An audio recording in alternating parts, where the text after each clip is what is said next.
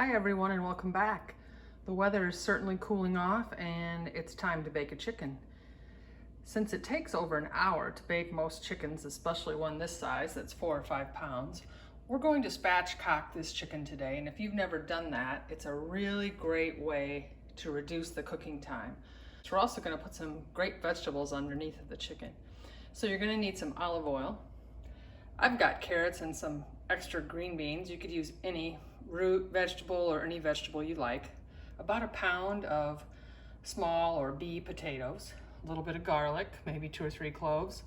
And then the seasoning for the chicken is a tablespoon of paprika, a teaspoon of salt, a teaspoon of pepper, a teaspoon of garlic powder, onion powder, rosemary, and thyme.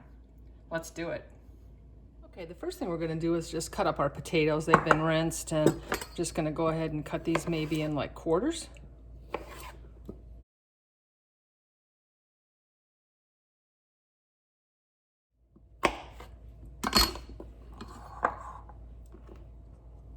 You just clean your garlic and just slice it.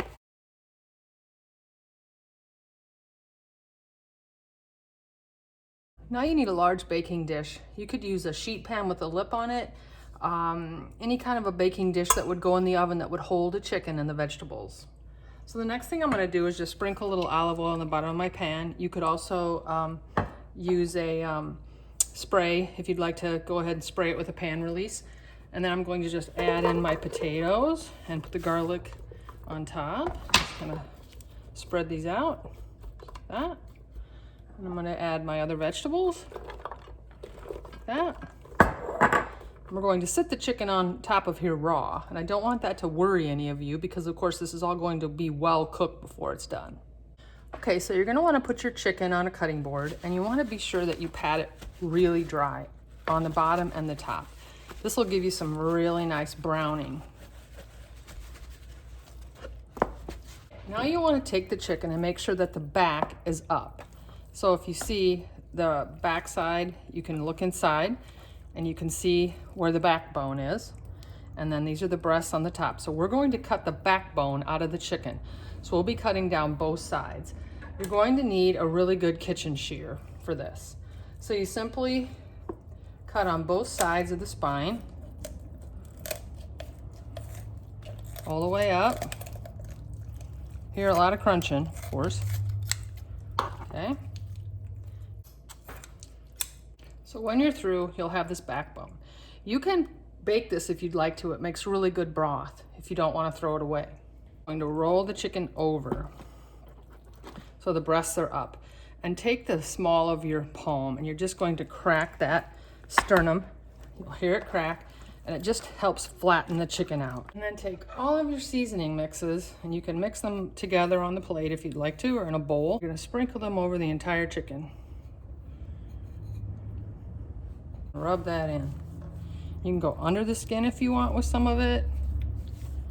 Just use all of it, get every bit of it in.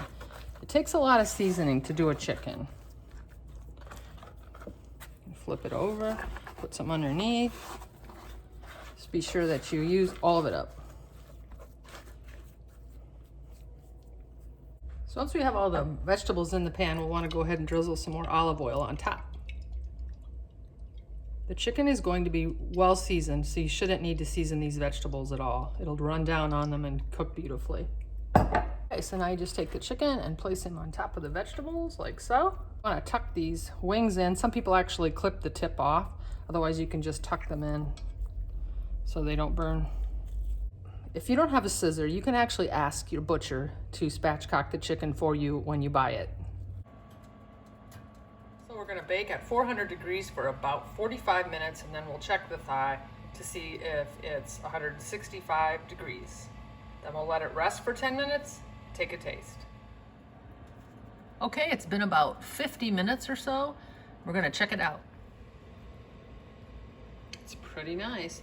If you have one of these instant read thermometers or any kind of thermometer you like to use, stick it in the thickest part of the thigh. If you can hold it at 165 for about 15 seconds, you know you're good. We're gonna let it rest now for about 10 minutes so that all the juices will stay inside before we cut it, and then we're gonna have a taste, but it looks fantastic.